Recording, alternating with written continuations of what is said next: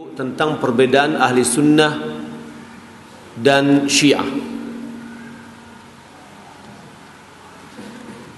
Ahli sunnah, solat yang dikerjakannya sehari semalam adalah 5 waktu.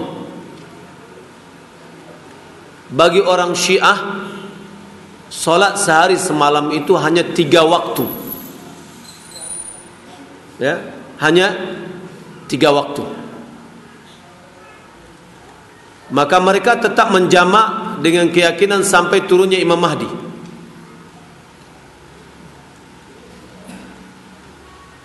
Ahli sunnah wal jamaah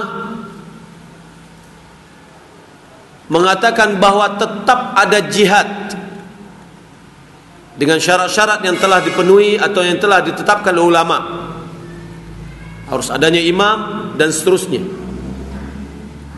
Adapun bagi bagi orang Syiah tidak ada jihad sampai Imam Mahdinya turun.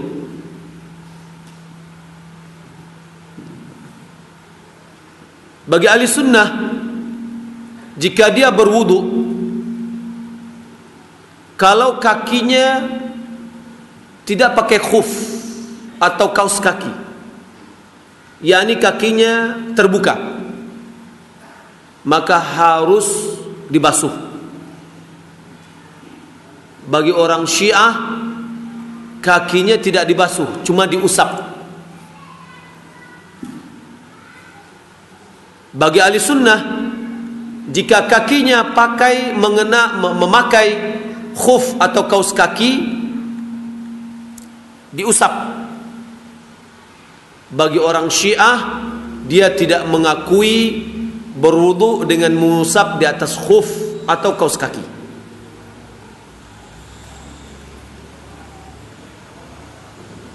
Bagi ahli sunnah,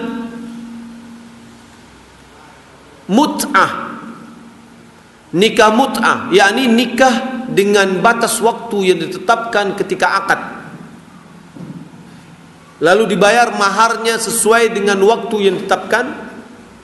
Jika waktunya sudah habis langsung bercerai karena expire, maka ahli sunnah mengatakan itu adalah haram, karena telah diharamkan oleh Allah Subhanahu oleh Rasulullah sallallahu alaihi wasallam di waktu perang Khaybar. Adapun bagi orang-orang Syiah, maka mut'ah sangat besar keutamaannya, sehingga terjadilah bagi mereka gonta-ganti pasangan. Dan di dalam kitab mereka, ini adalah kumpulan dari kitab-kitab mereka, dalam pembahasan-pembahasan baik itu akidah, termasuk di dalam mut'ah, malah di antara kitab mereka menyatakan bolehnya menggauli wanita-wanita pezina.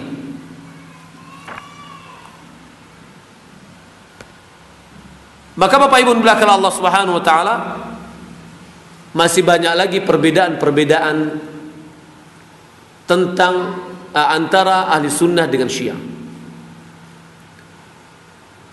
Ahli sunnah, dia hanya mengibadati Allah Subhanahu wa taala semata dan tidak beristighatsah, meminta bantuan kepada makhluk. Adapun syiah, mereka datang ke kuburan dan meminta-minta di kuburan. Bagi ahli sunnah yang telah membunuh Umar bin Khattab, yang namanya Abu Lu'lu' Fairuz, dia adalah orang Majusi, kafir.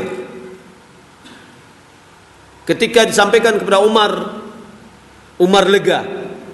Dia memuji Allah Subhanahu wa taala karena yang membunuh dia bukan seorang muslim.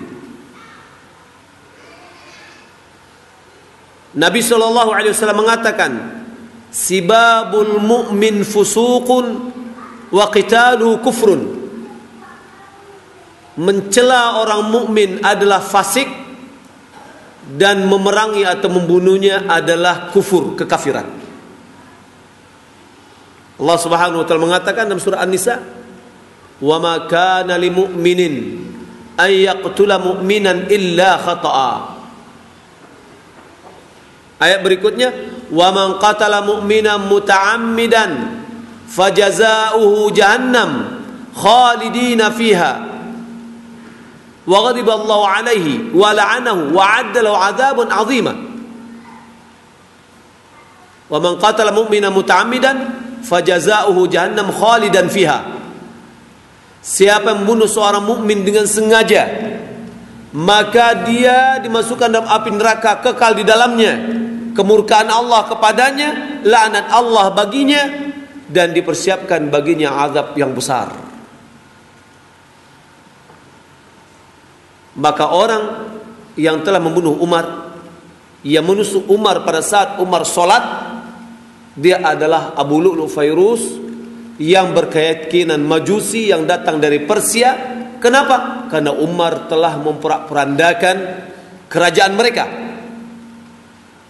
Dan inilah nanti akan kita sebutkan, inilah penyebab kebencian orang-orang Persia yang berada di Iran. Orang Persia sangat membenci orang Arab. Kenapa? Karena Umar bin Khattab telah memporak-porandakan dinasti nenek moyang dahulu. Bagi orang Syiah, dia jadikan kuburan Abu Lu'lu' Fairuz sebagai tempat berkah. Malahan mereka berdoa, di dalam doanya mereka katakan, ya Allah, kumpulkanlah kami nanti di akhirat bersama Abu Lu'lu' Fairuz.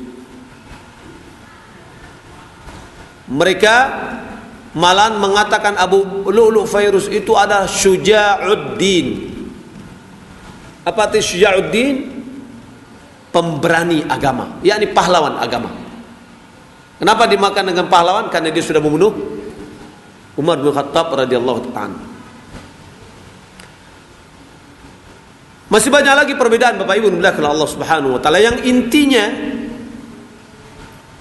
kalau kita lihat kepada pokok-pokok tadi, maka Syiah itu bukan lagi dalam agama Islam.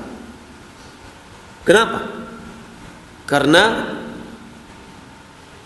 Al-Quran yang kita yakini tidak sama dengan Al-Quran yang mereka yakini. Malah di antara mereka nanti akan kita lihat, ada di antara mereka mengatakan bahwa Ali bin Abi Thalib itu adalah Tuhan kita nanti pada hari kiamat. Inilah yang diyakini oleh sebagian orang-orang Syiah. Walhasil Bapak Ibu dimuliakan Allah Subhanahu wa taala, jika ada orang yang tergoda, terpengaruh terhadap Syiah, ini sangat mengkhawatirkan terhadap agamanya. Maka oleh karena itu kita harus mengingatkan diri kita masing-masing, keluarga kita, sanak famili kita, tetangga kita, dan siapa yang kita kenal, agar dia waspada terhadap Syiah dan penyimpangan-penyimpangan yang mengakibatkan kepada kekufuran. Adapun permasalahan para sahabat, Bapak Ibu dimuliakan Allah Subhanahu wa taala. Siapa itu sahabat? Sahabat, kata ulama di dalam ilmu hadis, man laqiya an-nabi sallallahu alaihi wasallam mu'minan bihi wa mata ala dhalik. Sahabat itu adalah orang yang berjumpa dengan Rasulullah dalam kondisi beriman kepada beliau dan meninggal di atas keimanan tersebut. Apakah Abdullah bin Ubay bin Salul yang duduk dengan majlisnya Rasulullah, yang solat di belakang Rasulullah, dia adalah sahabat Nabi? Bagaimana Bapak Ibu? Dia berkumpul dengan Rasulullah, dia solat di belakang Rasulullah. Apakah Abdullah bin Ubay bin Salul, pemimpin munafikin internasional, Ya. Apakah dia termasuk sahabat atau tidak? Kenapa tidak? Karena dia tidak beriman walaupun dia berjumpa dengan Rasulullah. Syaratnya adalah mu'minan bih. Orang munafik menyembunyikan kekafiran, menampakkan keimanan atau keislaman. Maka orang-orang munafikin yang telah diketahui oleh Rasulullah, yang telah dibisikkan beliau kepada Hudzaifah, itu adalah orang-orang munafik yang di dalam Al-Quran, kalau kita lihat tentang orang munafik yang disebutkan dalam Al-Quran, itu adalah nifaqu i'tiqadi, nifaq keyakinan. Innal munafiqina fid darkil asfali minan nar. Orang munafikin dia berada di kerak-kerak api neraka. Ya. Para sahabat Nabi SAW adalah orang yang diberi rekomendasi oleh Allah Subhanahu Wa Taala, yang mana Allah Subhanahu Wa Taala telah mengetahui hati-hati mereka. Di dalam Al-Quran, di dalam surat Al-Fath, surat Fath ayat 18, Allah Subhanahu wa taala berfirman, laqad radiyallahu 'anil mu'minin. Sungguh Allah Subhanahu wa taala telah meridai orang-orang mukmin. Orang mukmin yang mana? Idh yubayi'unaka tahta asy-syajarah. Ketika mereka telah membaiatmu di bawah pohon. Kapan itu? Pada perjanjian Hudaybiyah. Fa'alima ma fi qulubihim. Dan Allah telah mengetahui apa yang ada dalam hati-hati mereka. Fa'anzala sakinata alaihim. Dan Allah telah turunkan ketentraman kepada mereka. Wa athabahum fathan qariba. Dan Allah membalas mereka dengan kemenangan yang dekat. Ayat yang lain, Allah Subhanahu wa taala telah menjamin surga bagi orang-orang muhajirin dan ansar dan orang yang mengikuti mereka dengan baik. Was-sabiquna al-awwalun minal muhajirin wal ansar walladzina ittaba'uuhum biihsanin radhiyallahu anhum wa radu anhu wa 'adda lahum jannatin tajri tahtal anharu khalidina fiha abada dzalikal fawzul 'adzim. Orang-orang yang terdahulu dan yang pertama dari orang-orang muhajirin dan ansar dan orang yang mengikuti mereka dengan baik, Allah telah ridha kepada mereka dan mereka pun sudah ridha kepada Allah. Lalu Allah Subhanahu wa taala mengatakan, wa'adda lahum jannatin tajri tahtal anharu khalidina fiha abada. Allah telah persiapkan bagi mereka sorga-sorga yang di bawahnya mengalir sungai-sungai yang mereka kekal di dalamnya selama-lamanya. Wa dzalikal fawzul 'adzim, dan itu adalah keberuntungan yang besar. Ini adalah rekomendasi dari Allah Subhanahu wa taala di mana Allah telah meridai mereka. Lalu apakah pantas orang Syiah tidak meridai orang yang telah diridai Allah? Ketika mereka tidak meridai apa yang telah diridai oleh Allah, berarti dia membangkang kepada Allah. Berarti dia meragukan rekomendasi dari Allah terhadap mereka.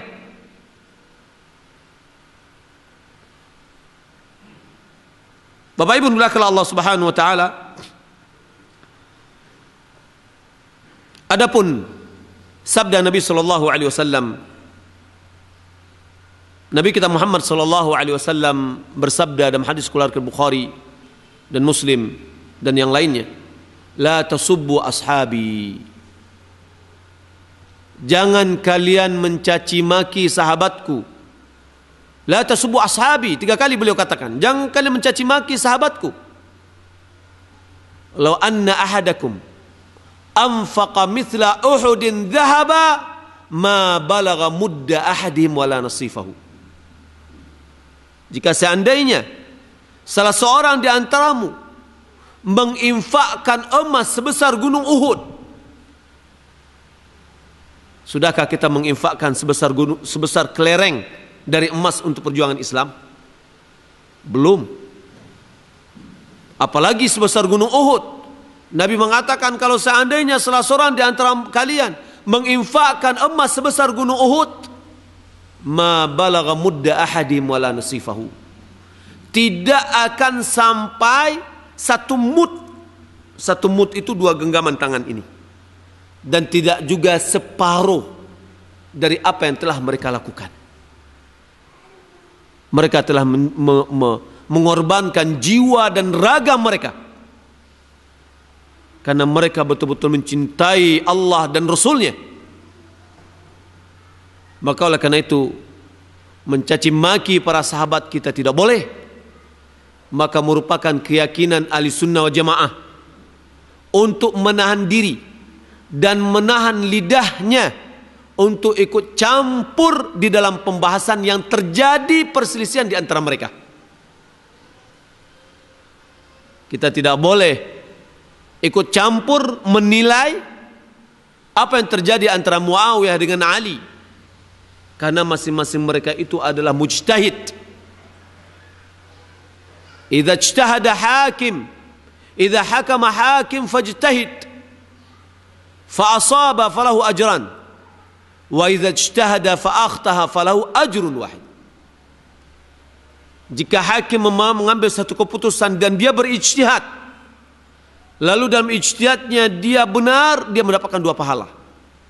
Pahala kebenaran dan pahala ijtihad.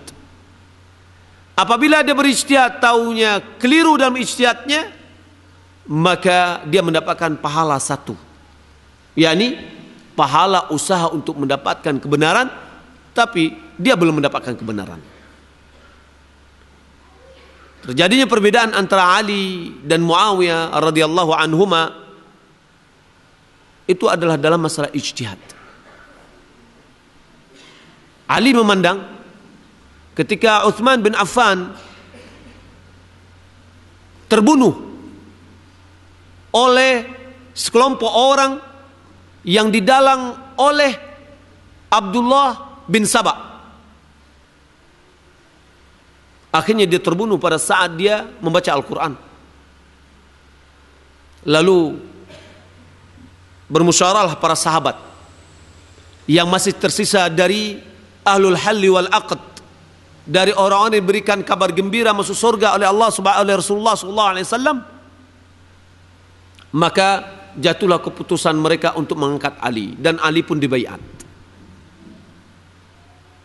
Adapun Muawiyah yang dia berada di Damaskus, yang mana dia adalah orang yang dipercayakan oleh Utsman untuk memimpin daerah Syam.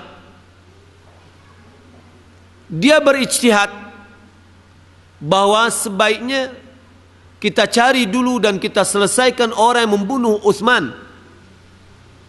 Setelah itu baru kita mengangkat khilafah atau khalifah.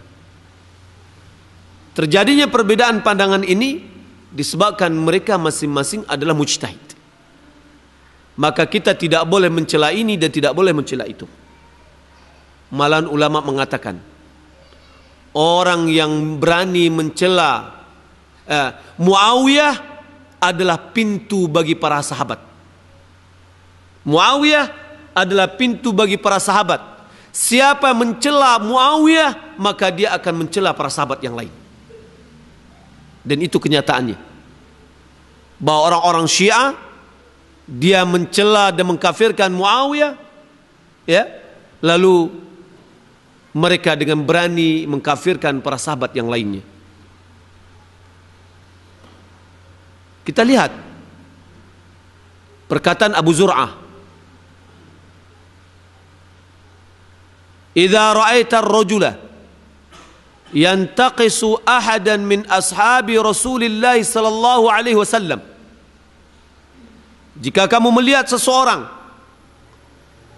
yang meremehkan, yang mencela seorang dari sahabat-sahabat Rasulullah sallallahu alaihi wasallam, fa'lam annahu zindiq.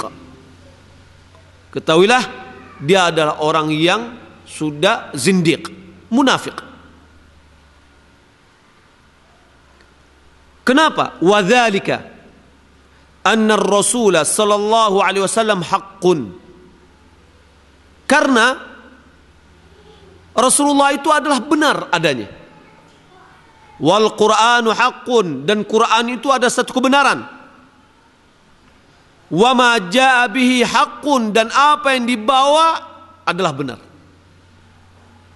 Wa inna ma adda dzalika kullahu ilaina as-sahabatu. Orang yang membawa, menghantarkan kepada kita itu semua apa yang dibawa oleh Rasul dan Al-Quran sampai kepada kita dibawa oleh para sahabat. Wahaula, mereka itu, yakni orang-orang zindiq, yuriduna yujarrihu syuhudana liyubtilul kitab wa sunnah. Mereka pada dasarnya berkeinginan untuk mencela, mencaci, menjatuhkan saksi-saksi kita agar membatalkan Al-Quran dan Sunnah. Wal jarhu bihim aula wa hum zanadiqah. Mencela mereka lebih utama, mereka adalah orang-orang zindiq. Maka orang Syiah, Bapak Ibu dimulakan Allah Subhanahu wa taala, dan ini adalah salah satu ciri. Mereka adalah orang yang tidak senang dengan Abu Hurairah. Kalau pribadi Abu Hurairah yang sudah dijatuhkannya, apa akibatnya? Akibatnya orang tidak mau menerima setiap riwayat hadis yang datang dari Abu Hurairah. Ketika dikatakan qala Rasulullah an Abi Hurairah qala Rasulullah, dari Abu Hurairah gini. Akhirnya riwayat hadis dari Abu Hurairah semuanya gugur. Berarti bukan Abu Hurairah yang menjadi objeknya, yang sebenarnya adalah membatalkan agama, Al-Quran dan Sunnah. Karena Al-Quran dan Sunnah tidak sampai kepada kita kecuali melalui para sahabat. Kalau seandainya sahabat tidak ada yang hafal sedikit pun Al-Quran dan Sunnah, maka kita akan mirip seperti siapa? Orang-orang Nasrani yang sanad Injil mereka tidak sampai kepada Nabi Isa, karena terputus. Sekian tahun lamanya setelah Nabi Isa diangkat, baru muncul untuk mengarang, mengumpulkan dan seterusnya. Dan itu adalah buatan manusia. Jadi orang-orang yang ingin mencela para sahabat, pada intinya dia ingin menggugurkan agama kita. Malah sekarang orang-orang sebagian intelektual ingin mempertanyakan Al-Bukhari, Imam Bukhari. Imam Bukhari itu bisa dikritik, Imam Bukhari ini begini dan begitu. Bapak Ibu, kalau Imam Bukhari sudah digoyang, maka imam-imam yang lain hadis setelah beliau sangat mudah digoyang. Kalau begitu, orang akan dijauhkan dari sunnah Rasulullah sallallahu alaihi wasallam. Bapak Ibu dimuliakan Allah Subhanahu wa taala. Jadi kita lihat intinya, pertama kita tidak boleh mencela para sahabat. Karena itu ada termasuk dosa. Karena Nabi kita Muhammad sallallahu alaihi wasallam melarang. Melalui mereka lah kita mendapatkan ajaran yang telah kita peluk berdasarkan Al-Quran dan Sunnah. Terakhir Bapak Ibu dimuliakan Allah Subhanahu wa taala, lihat, karena Ustadz sudah nyampai, kita akan lihat apa yang kita sebutkan tadi dari cuplikan mereka sendiri. Silakan. Ya. Ini kita tayangkan suaranya. Kita tayangkan pernyataan seorang dari Syiah yang mengatakan Ali adalah Tuhan mereka nanti pada hari kiamat.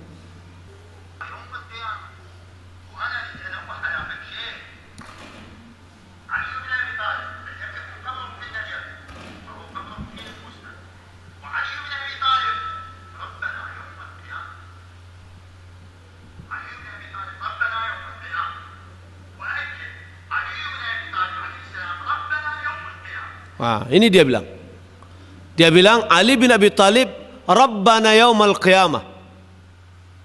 Tuhan kita nanti pada hari kiamat. Dia ulang lagi, Ali bin Abi Thalib Rabbana yaumal qiyamah. Ya, Tuhan kita pada hari kiamat. Wa uakkid, katanya, saya tekankan lagi bahwa Ali bin Abi Thalib Tuhan kita nanti pada hari kiamat. Apakah sama Tuhan kita dengan Tuhan mereka? Ya. Baik, ini dan ini adalah syahadat mereka. Asyhadu anna Aba Bakr wa Umar. Asyhadu anna Aba Bakr wa Umar wa Uthman wa Aisyah wa Hafsa wa Hafsa في النار. عاد نعقد مجلس البركة هذا لتلقينه شهادة الإسلام، وحدانية الله تبارك وتعالى، والنبوة والرسالة لسيد الأنبياء وخاتمهم محمد صلى الله عليه وآله، والشهادة بإمامة وولاية الأئمة الأطهار عليهم الصلاة والسلام، ثم الشهادة على أعدائهم عليهم اللعنة والعذاب بأنهم في النار، ونشهد الله على أننا نبرأ إليه منهم.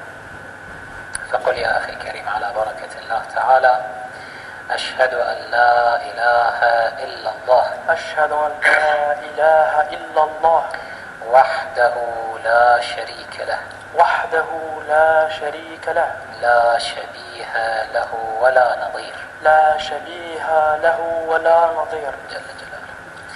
أشهد أن محمدا رسول الله. أشهد أن محمدا رسول الله صلى الله عليه وآله.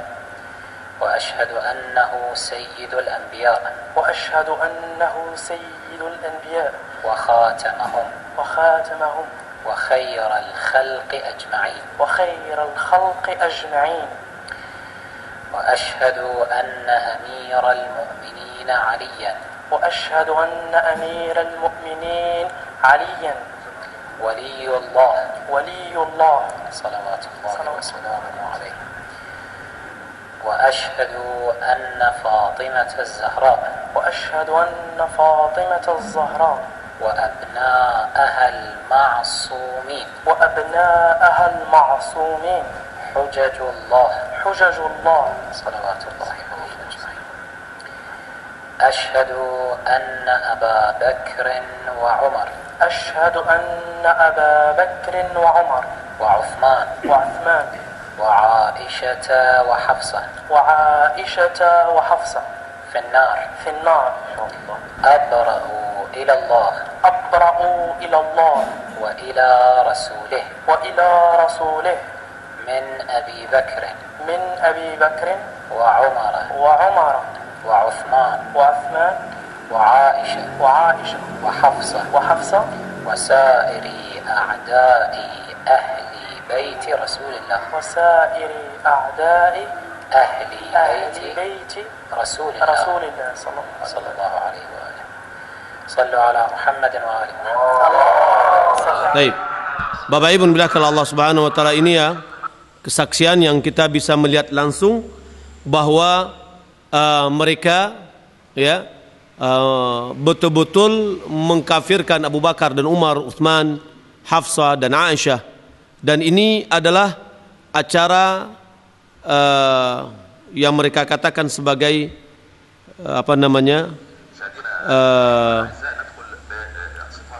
pelaknatan terhadap Aisyah radhiyallahu taala anha. ويظهر للناس أو هو أم المؤمنين مشاهدينا الكرام بها لعن الله من فعلوا هذا الاحتفال. تعلمنا اللعنة من هؤلاء. نشاهد هذا الفيديو. اللهم لعن أبا بكر وعمر وعثمان ومعاوية وعائشة وحفصة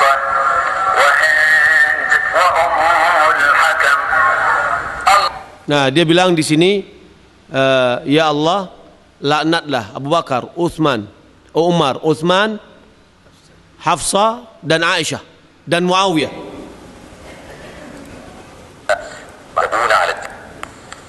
Allahumma la'an Abu Bakar wa Umar wa Utsman wa Muawiyah wa Aisyah wa Hafsah wa Hind wa Ummul Hakam. Allahumma wa dha'if la'nataka wa ba'saka ونكالك وعذابك على الذين كفرا نعمتك وخونا رسولك واتهما نبيك اللهم لعنهما وابنتيهما وكل من مال ميلهم وحدا حذوهم وسلك طريقتهم وتصدر ببدعتهم. Nah, ini diantara cuplikannya Bapak Ibu, masih ada lagi yang di dalam. Walhasil mereka setiap tahun melakukan ini dan mereka merayakannya dan melaknat Aisyah radhiyallahu taala anha. Dan kita melihat mereka selalu meminta kepada selain Allah Subhanahu wa taala, meminta sampai di antara mereka pemain dari atau atlet mereka, sebelum dia mengangkat besi pun dia minta tolong kepada Hussein agar dia bisa sukses untuk mengangkat mengangkat besi, ya, dan banyak cuplikan yang lain. Akan tapi ini adalah wujud nyata apa yang mereka lakukan, realita, ya, bahwa yang mereka yakini ini sangat-sangat jauh berbeda dengan keyakinan yang ada dalam Al-Quran dan Sunnah. Maka karena itu sangat-sangat berbahaya sekali jika keyakinan ini ada pada sebagian masyarakat kita, apalagi kalau seandainya ada pada sebagian anggota keluarga kita. Karena ini bukan unsur politik, Bapak Ibu, bukan unsur masalah ahkam, akan tapi ini adalah masalah keyakinan yang berbahaya, yang bisa menyebabkan seseorang kufur. Oleh karena itu sebagian ulama beranggapan bahwa Syiah Rafidah bukan dari agama Islam. Lalu ada orang yang mengatakan, dan ini juga isu, apa katanya? Tidak semua Syiah itu yang sesat. Tidak semua Syiah itu yang sesat. Biasanya orang di akademisi dia mengatakan seperti itu. Ya, tidak semua Syiah yang sesat. Ayo kita katakan, Pak, tolong sebutkan mana yang tidak sesat. Dia katakan yang tidak sesat itu Zaidiyah. Tolong tunjukkan di mana Zaidiyah itu ada. Zaidiyah itu berada di Yaman, Bapak Ibu yang dimuliakan Allah Subhanahu wa taala. Tapi mereka sekarang ini menuntut ilmu ke Qum. Ya? Houthiyah yang mereka membunuh ahli sunnah di Yaman, itulah orang-orang yang awalnya adalah Zaidiyah. Lalu mana yang lebih dekat lagi? Kalau seandainya mereka sudah digabung dengan satu payung, yakni Syiah, tentu nggak mau mereka datang kepada ahli sunnah belajar. Pasti dia akan ikut dengan kelompoknya, yakni Syiah. Ya, pipi tidak akan mungkin berkumpul dengan elang. Elang pasti dengan elang, pipi dengan pipit. Maka oleh karena itu Bapak Ibu belakang Allah Subhanahu wa taala, ada sebagian dari yang dia mengatakan ahli sunnah tapi pengen mengembosin, ya, melemahkan. Jangan kita membahas tentang itu. Mereka masih kawan kita, mereka masih saudara kita. Tidak semua Syiah itu adalah sesat. Sekarang saya tunjukkan mana yang tidak sesat, di mana dia dan apa keyakinannya. Ada tidak keyakinan itu? Kalau seandainya kita ajak berdiskusi dengan mereka, mereka adalah orang-orang pembohong. Karena dalam keyakinan mereka, mereka boleh bertaqiyah. Taqiyah itu, Bapak Ibu, apa arti taqiyah? Menyembunyikan sebenarnya. Dalam bahasa Arab, peci ini adalah taqiyah namanya. Karena menampakkan tidak seperti yang sebenarnya. Orang kepalanya culah, pakainya peci, tidak nampak culahnya. Ya? Nah, begitu juga orang-orang Syiah, ketika dia berhadapan dengan ahli sunnah, akhirnya dia mengatakan kita sama, kita semuanya Islam. Tidak mau dia mengatakan ahli sunnah. Ya? Untuk apa gunanya? Untuk mengelabui. Tapi dengan diam-diam mereka masuk di dalam pemerintahan, apalagi pada saat sekarang ini hampir ya ada caleg-caleg di setiap partai itu, ada caleg-caleg dari mereka. Kalau seandainya mereka sudah masuk ke legislatif, mereka akan berbuat sekehendak mereka, karena mereka berani ya dalam keyakinan sesat mereka. Yang akan menjadi korban adalah kita semua. Maka oleh karena itu perlu kita mempelajari. Jika Bapak Ibu telah membaca buku ini, berikan, pinjamkan kepada orang yang belum membacanya, agar juga mereka mendapatkan informasi. Demikian yang dapat saya sampaikan. Mudah-mudahan Ustadz kita, Ustadz Muhammad Afrizal, bisa menambahkan apa yang masih kurang dan memberikan informasi-informasi yang penting bagi kita. Mohon maaf atas segala kekurangan dan terima kasih atas segala perhatian. Wassalamualaikum warahmatullahi wabarakatuh.